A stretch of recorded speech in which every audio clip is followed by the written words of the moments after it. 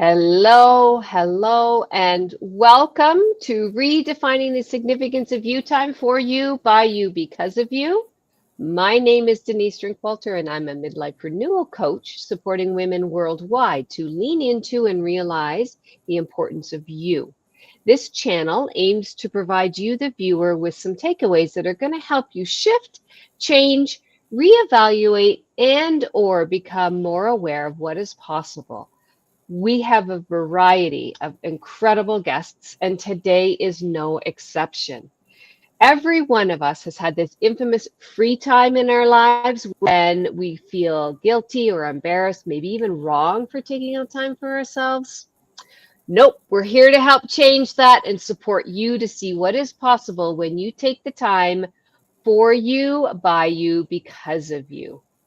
It is such a pleasure and an honor to introduce Doris Efford to our show today.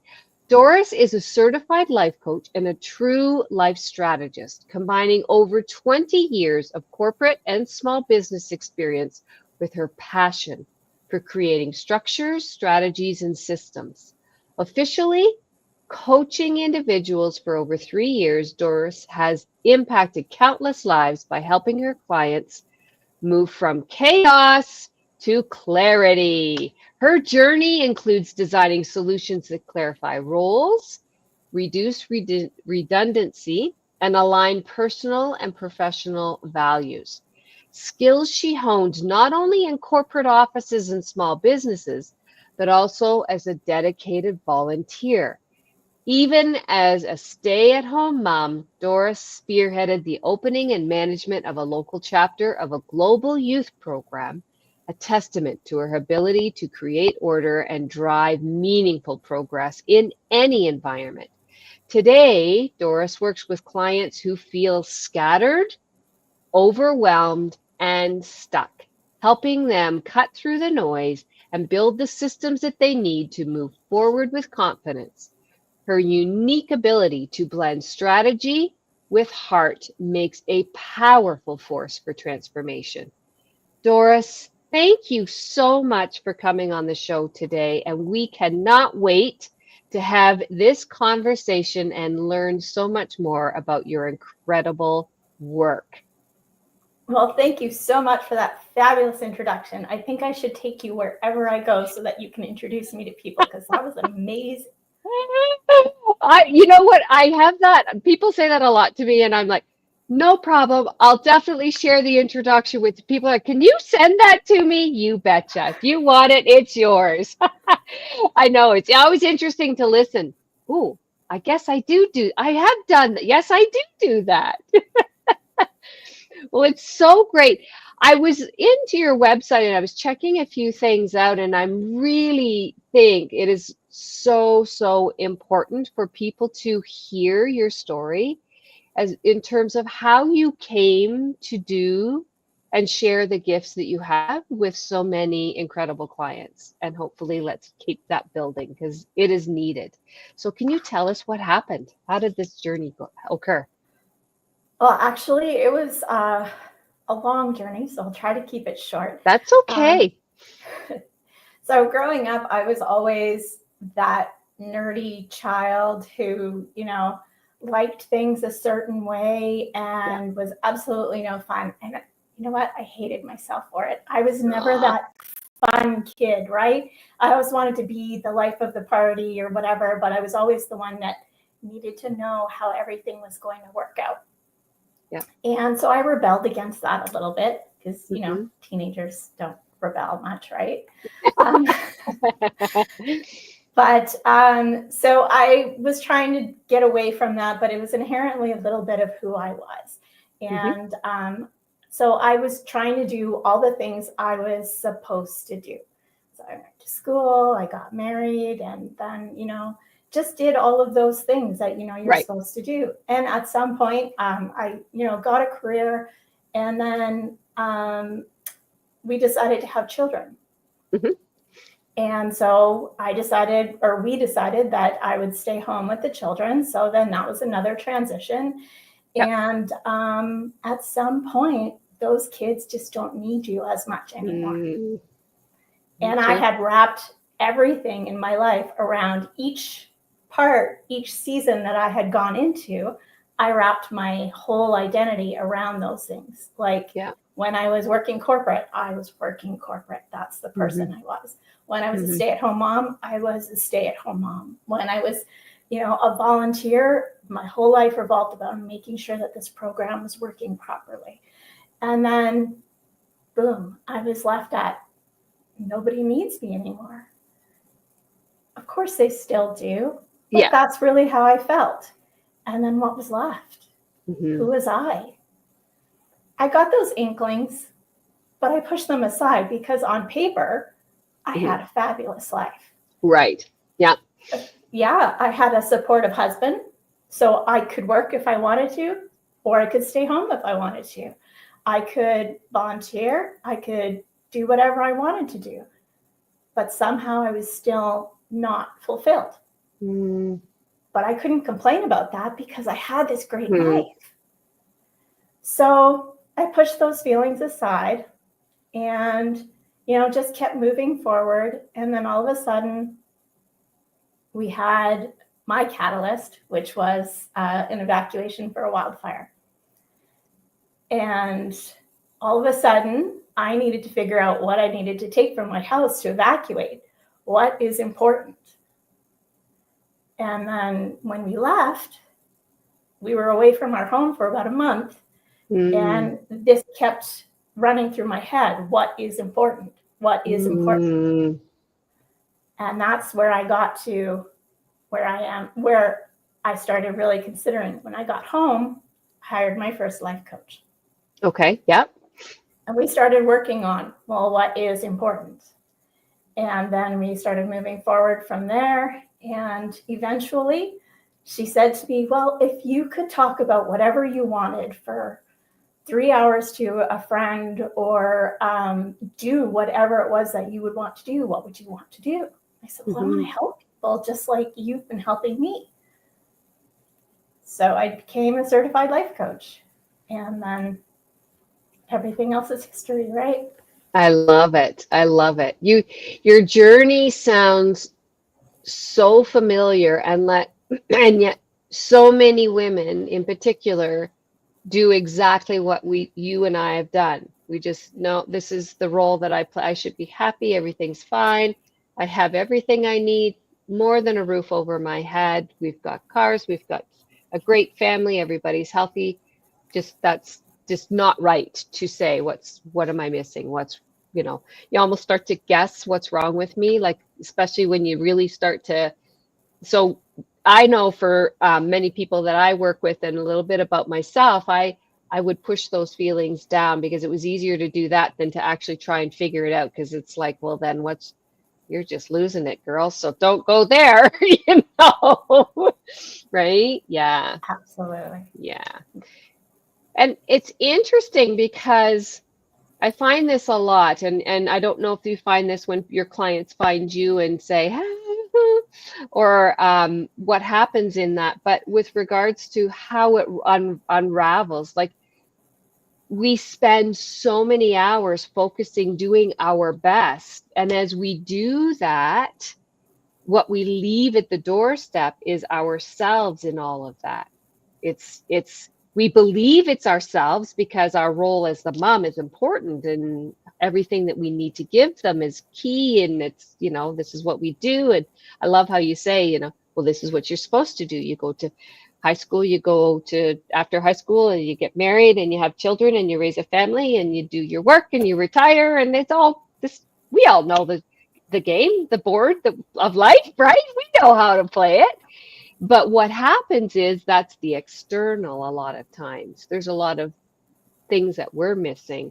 How do you help clients bring those two pieces together? Or do you find that that's something that's a challenge? They come into you for this, but you find other things as you work and guide along the way? A lot of times by the time they come and see me, they've had a little bit of their catalyst. Like maybe it's not a huge change in their life, but some feeling, some inkling that, there's something that's just not quite right here. So that's when we start working through figuring out, getting clarity of what you really want, and then Mhm. making that plan to get there, right? Right, right. Now, in your write up about who you are, and I did see in there a little bit of woohoo, and I understand that you also have some um, you do some work in your program around moon work. Could you share more about that? Because I think that is an element of uniqueness that is not missing, but is really important. And I'd love to hear more about what you're talking about in that specifically. Yeah. Absolutely, yeah. And so I'm a systems girl. And so all through things, I've always created systems. And like I told you, as a child, I rebelled against the fact that that's who I am. Well, as I was going through my health journey, I was looking for something to put this in place, to embrace Yeah. this person that I am, put this in place, create a system. And so I started learning about cyclical living. Now, by the time that I had fallen into this, cyclical living for most people was their menstrual cycle. But Right. at perimenopause, my menstrual cycle is not very reliable anymore. And so now what? Right? Mm-hmm. And I do believe that we as women actually do have cycles. And I don't think it's a coincidence that the average woman's menstrual cycle is 29 and a half days and the moon cycle is 29 and a Mm-hmm. half days. And as I said, I used to volunteer with a youth group, and mostly with children who were between 5 and 7 years old. And if you've been around a group of 20 or more children of that age around a full moon, you cannot tell me that that does not affect them, because wow, do they have extra energy at that time. So pieces started coming together for me, and I started looking at the moon cycle and seeing what the similarities were to menstrual cycles Mm-hmm. and how we could piece this together. And then I learned about ancient cultures and how they would do things around the moon cycles, and how ancestrally moon cycles and menstrual cycles synced up a lot more than they do now. So there was a lot of really cool Wow. information. And so that's where that came from. So, with your knowledge, how do you use that? Like, how is that woven in, and what's the importance of it? Absolutely. Some people, like astrologers and things like that, they understand the zodiac, and they can also filter in where the moon fits into the constellations and things like that. I don't know enough about that, so I can't talk to that. However, Mm-hmm. it does reoccur monthly every 29 and a half days. And so at different phases of the moon, I could look outside and say, oh, well, today is actually, we are close to the new moon. So the new moon is time for resting, and it's also time for planning for the next cycle. So this is when you would plan. So then you would know when you plan, when you take massive action, when you're going to be communicating that action, and then when you're going to wrap that up and then take the time to rest again and then start planning again. So it's very cyclical. So that when and do you run programs? Do you run one-on-one? Like, how do you do your work? How does I that work? actually do, yeah, I do both. I do have Yeah. Moonshot Club, which is a group program. So we first have the course for how it's all going to work. Mm-hmm. And then we do weekly group hot seat coaching is really what it Okay. is. Yeah. And then I also have one-on-one programs. And of course, we don't have to use the moon cycle if that's not something that someone's interested in, but we Sure. do use similar concepts. Mm-hmm. And through all of it, values are built in, because to me, we often do a lot of things that we don't value just because we think we should. Or like me, we're sleepwalking through life and not even thinking about what needs to come next. And we're not being conscious about or intentional about what we're doing. So values are very important in all my programs.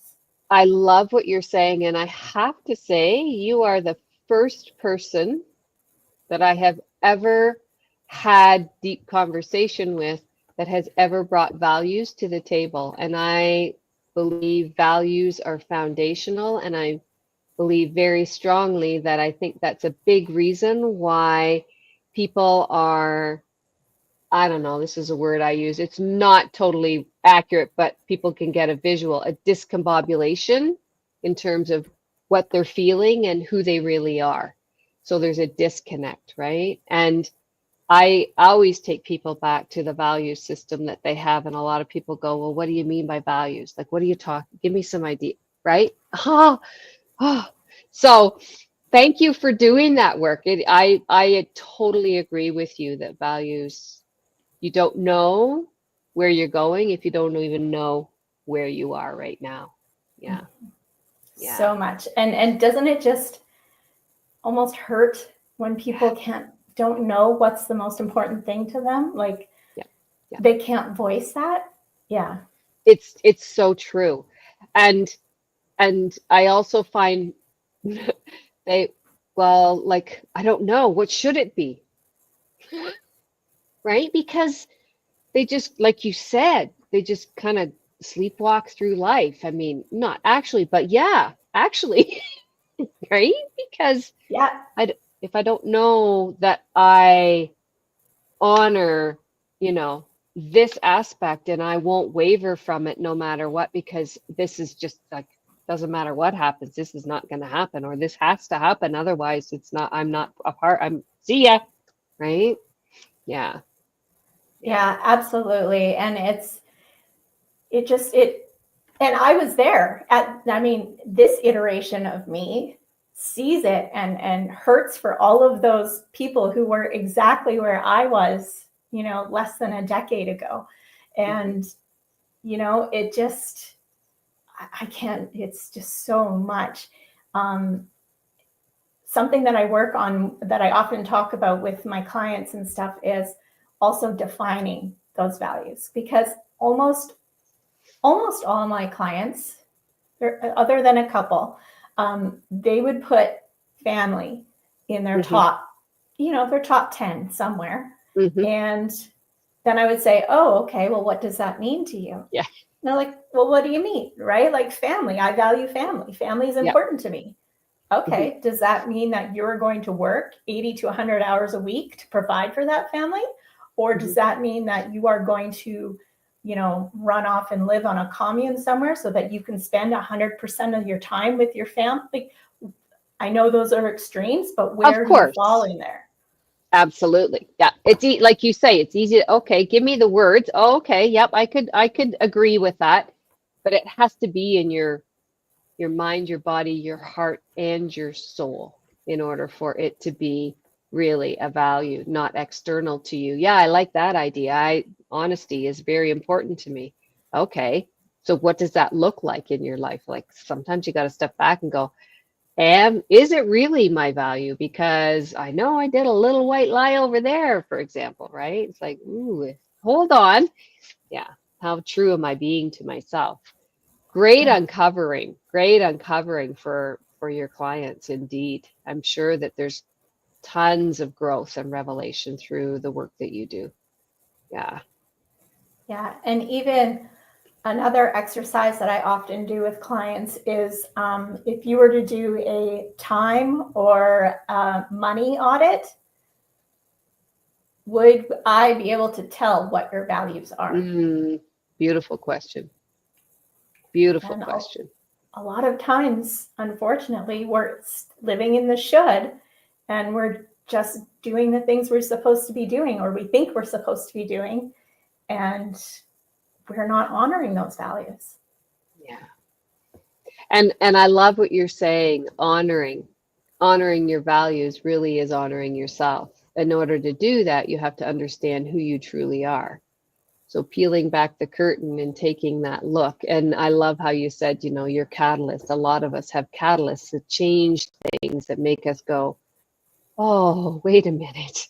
This isn't where I want to be. And sometimes those situations aren't very, in the moment they seem horrific and horrible, but I have always believed, I think something my grandfather always said, you never understand why things happen the way they do until things have passed and the dust settles and you get clarity on why that situation had to come to the forefront for whatever reason for your learning, right?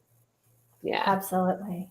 And Yeah. catalysts, like you say, are often very scary.